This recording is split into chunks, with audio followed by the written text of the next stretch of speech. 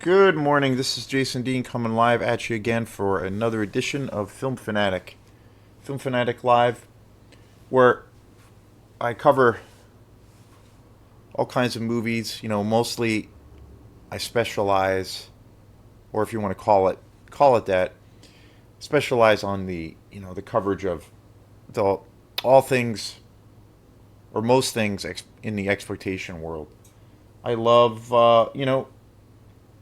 I love this genre to death. It's my go-to thing. It's for me the most for me it's I don't know, it's like the most basic to a degree like primal example of pure unadulterated escapism, which is, at the end of the day, why we go see movies. So I did a big show, but then again, I love mixing things up.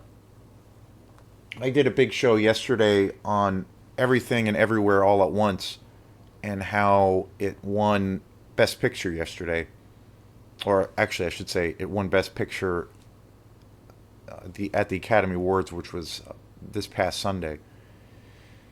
And it's Wednesday today, and it's about 11:43. And when I heard about that scenario or that situation that film won Best Picture, I was pretty much blown away. I was I didn't even realize that it was even nominated. I've been really, really over the last few years. I've really started distancing myself from anything really tied to the Academy Awards. I think it has some merit. I think there are, occasionally there are movies that do win, or that do get lots of notoriety. I remember, I think Denis Villeneuve's Dune, I think it won Best Picture, if I'm wrong, if I'm mistaken, which is an extraordinary film. And, so that was ultra cool. Denis Villeneuve is one of my favorite directors. And the other time that I remember being really excited was when Parasite won. Such an awesome movie. And that was the first time in history that a foreign film won for Best Picture. And that movie's an outstanding movie. But when everything, everywhere, all at once won Best Picture, and not only did it win Best Picture, it won pretty much every award that was available in the world of the Academy Awards. I was kind of dumbfounded, to be honest. And so I did a whole video on that yesterday, and also around the situation of where social media came into play, where there were a few people that I know online, and I generally avoid. I'm not a confrontational person, and I'm all about, if you have a different, you have two parties and you have a real difference of an opinion. It's cool to have, a civil, or, maybe to a degree, each person can kind of put out their case as to why they think something is good, or not do that. But you can still be respectful and have totally different, forms of the two different, two vastly different opinions on something. But with social media, that doesn't really happen. Sometimes, occasionally, it does, where you can be kind of constructive or civil, but usually it's about, the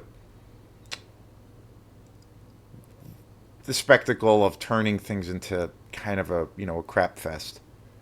So when that happened the other day, with when I saw these folks chiming in about that movie winning Best Picture, and they basically, tore it to pieces. I got in a little bit of a debate about it. So check out that video. I thought it was, I thought there's some good things about it, but it's also probably the main example as to why I really don't get involved with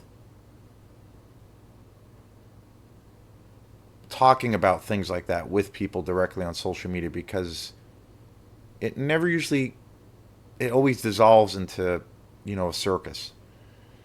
But anyway, it's a fabulous movie. I think, you should definitely see it. And the thing that I was just blown away most by that whole situation, the biggest surprise was just how incredibly wild and crazy how that movie is, and just how kind of extraordinary, and just how imaginative it is, and just it's just a flat out Gonzo movie, and that one, I couldn't believe it. I mean, it's in some ways it's one of the strangest, most abstract movie I've ever seen, even though it has a real the base of it is definitely a melodrama, and the characters are great, and the story itself is pretty straightforward for the most part, but there's all these other layers to it, and it's very complex on in a different level, or on a different level. But to see that movie that of that kind of caliber won was pretty wild, and pretty, I thought, kind of set a precedent. But so check out that video. And yesterday we had another big snowstorm here in Maine. It was a nor'easter. We had about a foot last night, foot of snow. It snowed all day. There was everything was canceled. Had a snow day from work. I had a rehearsal canceled. So I just kind of hung out at home. We lost power for about a half hour. I thought it was going to be out for much longer. I know a lot of folks lost power, unfortunately. Some people still do not have power. The winds were, I think, at one point 50 mile per hour gusts, and the snow is really heavy. But luckily, I only lost power for about a half hour. The internet went, but that's not that big of a deal. But that came back on. But yeah, Mother Nature is not done with us as far when it comes to this winter season. It's been a long journey. I'm ready for it to be over. So, but the other thing, when you're closed in and you can't really go anywhere, it's even more of a reason to watch movies and to talk about movies. So yeah. So today is a movie. I'm going to be doing a show today on a movie that I've actually been wanting to get to for quite a while. I've had this movie for, I've probably had this movie for maybe a year and a half at least, maybe even a little bit more. But it's been a while, and again, I get pretty inundated with the films that I want to talk about. I've been buying more movies, like especially this year, last year, I started going more often to my favorite place, Bull Moose, and buying, more and more films. I used to do it very sporadically, every few months. But, I've come, financially things have been a little bit easier, so I've had a little bit more, cash flow to be able to spend money on the things that I love. And I tend to, other than my habits of buying movies, I like to go out to eat once in a while. I don't do that as much. I like to go see music. Haven't been to any big shows, but I go out to see, lots of local music. And the cost of living is insane. So it's inevitable that you have to spend money, and it's usually way too much, but it is what it is.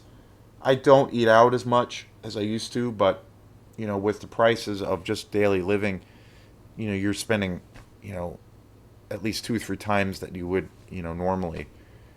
But I've definitely tried cutting back on those kinds of things.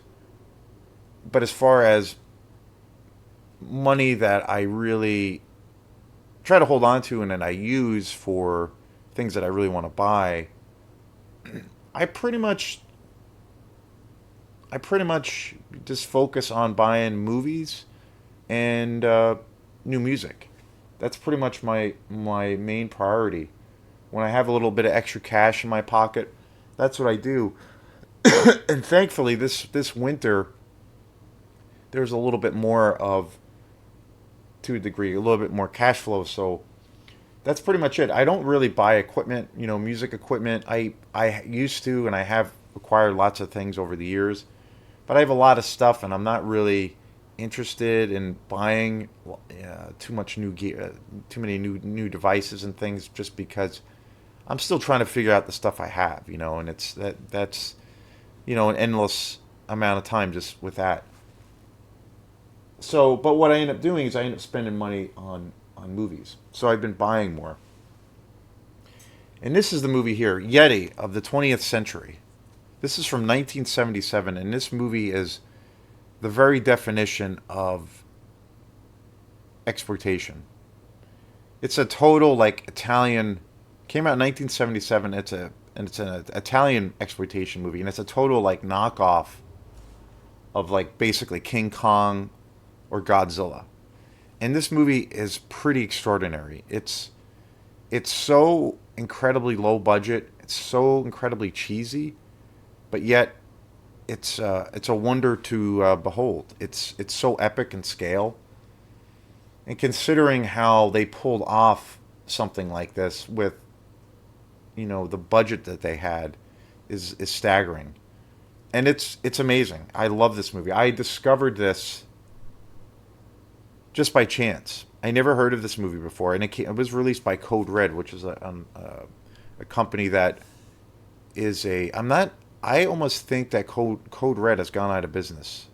They're a Blu-ray company, and they put out a lot of low budget kind of exploitation movies. Not as much as I would say as like say, obviously like companies like Severin or my favorite company Mondo Macabro or another favorite of mine Blue Underground, but they definitely more or less specialize in that. I don't have too many Code Red Blu-rays, and I can't think of any that I have, but I know I probably have a few of them. But this movie I picked up, this was really cheap, and this movie is just extraordinary.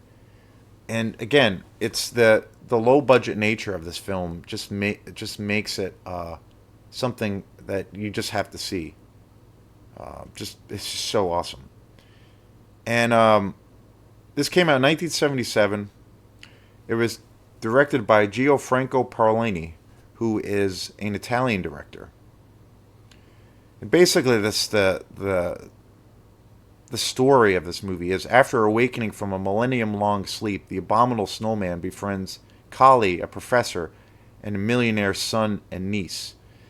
And this movie is like completely hilarious. Completely hilarious. MimmoCrao is the actor who plays the abominable snowman, or Yeti, or Bigfoot. Antonelli Interleghi is who plays Jane, who plays like the Jane character, based off of King Kong, taken from King Kong. Jim Sullivan is also in this. Ado Conti, the killer, he plays the killer. Tony Candle is also in this film. This is I think there's a couple, one or two American actors, but for the most part, it's all strictly in Italian. It's it's a straight up Italian production. Eduardo Filetti,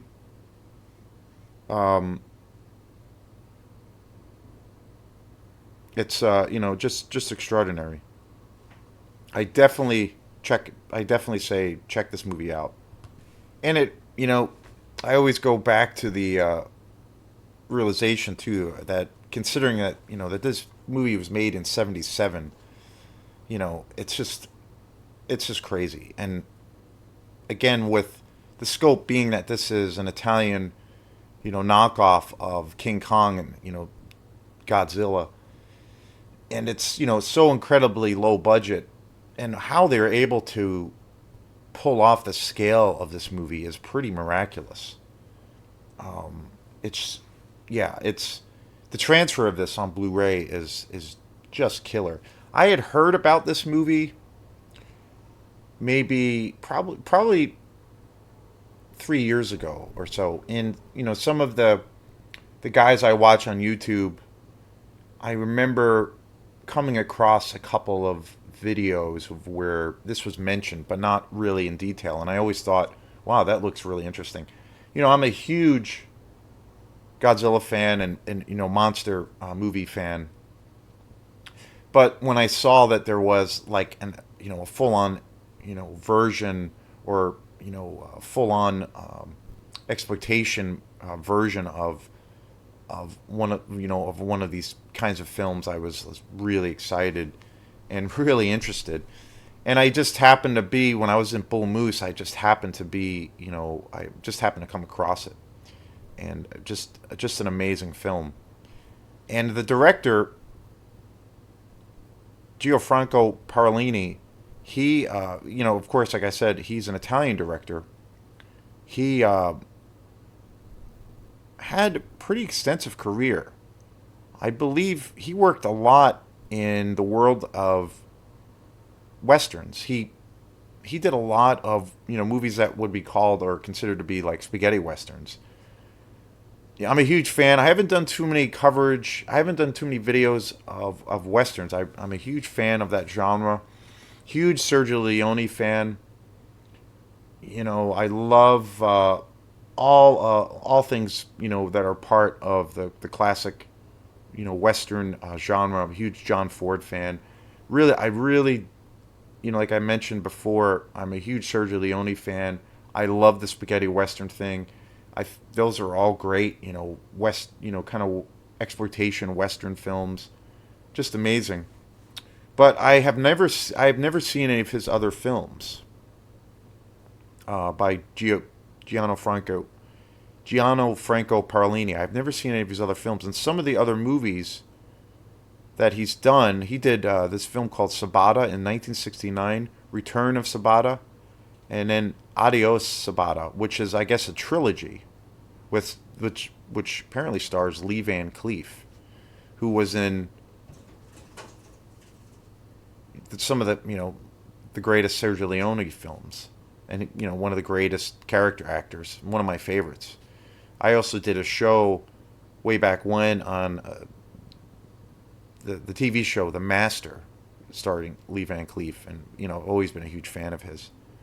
And I have a few other movies that I want to get to that where he stars. There's another movie called Kansas City Confidential, which is kind of this film noir exploitation movie that was kind of loosely, not loosely, but was a big, huge inspiration for Quentin Tarantino for Reservoir Dogs. Other films that he's done: If You Meet in 1968, God's Gun in 75, and then also Yeti, Giant of the 20th Century, 1977. Kiss Kiss Kill Kill, 1966. Five for Hell, 1969. And these movies go way back. And I mean, this is all like 60s. And the three Fantastic Supermen. I mean, these movies, I haven't seen any of these films, but they just sound so incredible. 1967. Samson in 1961. The Fury of Hercules. I mean, I gotta check this guy's out, check this guy's body of work out. And again, this is one of the things that, one of the examples as to why I love these movies so much, and taking a deep dive in the world of exploitation, because here, this is a prime time example that, like, here is like the situation of where I buy a movie that I have heard a little bit about, or maybe something I've never heard about. I take a big chance. Definitely never seen the movie. I take a big chance and I buy it, and then I'm just like blown away by it, and I just fall in love with it. I've only seen this a couple times, and I'm probably gonna watch this again tonight.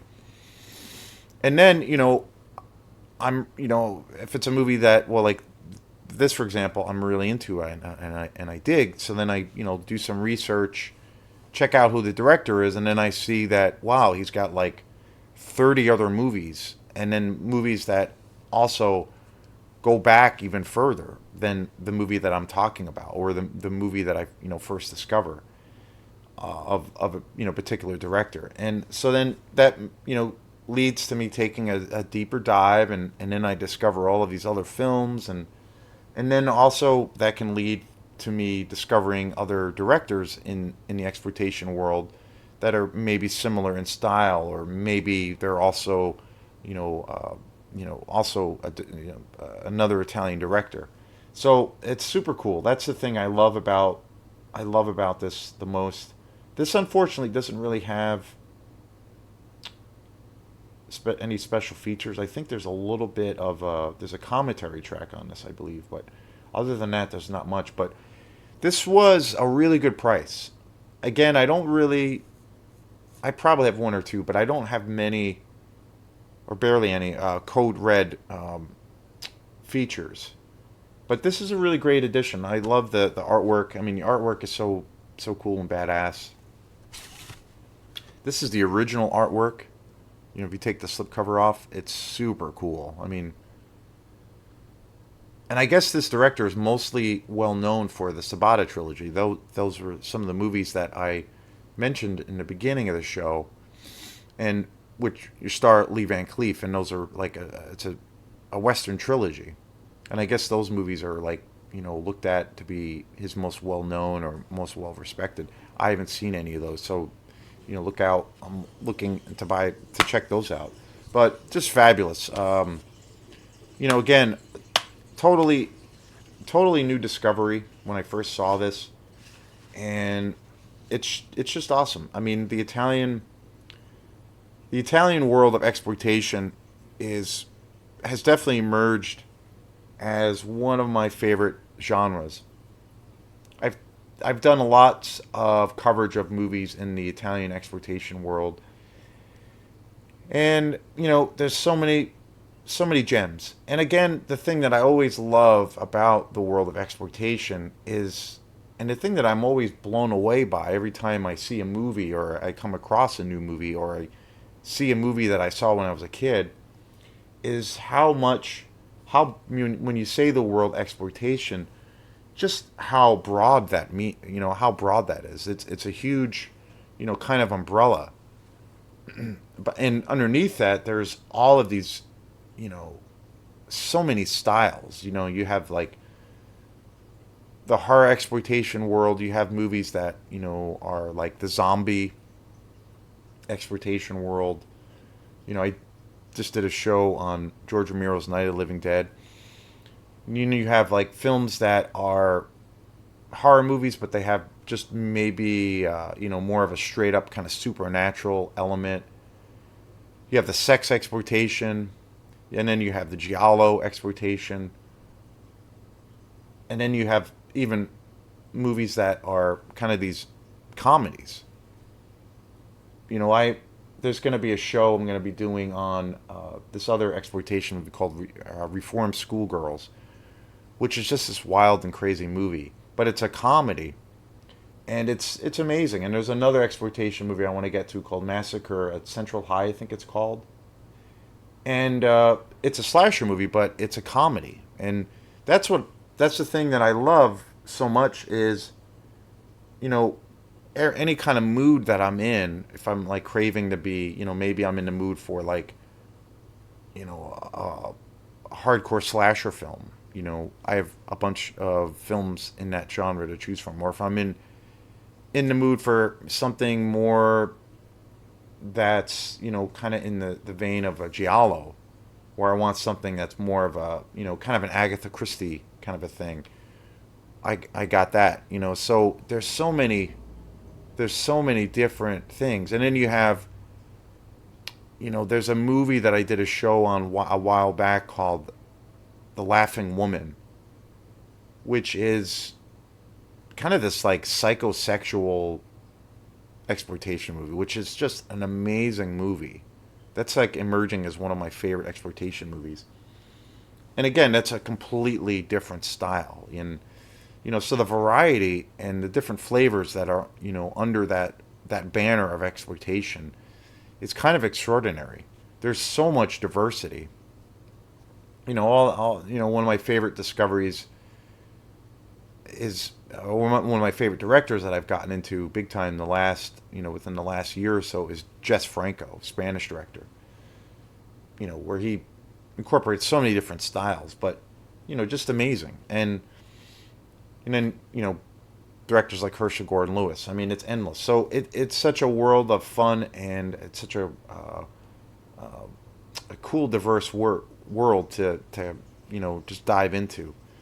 And so whatever mood I'm in or taste, maybe I'm craving to see this kind of a thing, or I want to see something that's really, really low budget, or something really campy and silly, or maybe something that is more serious.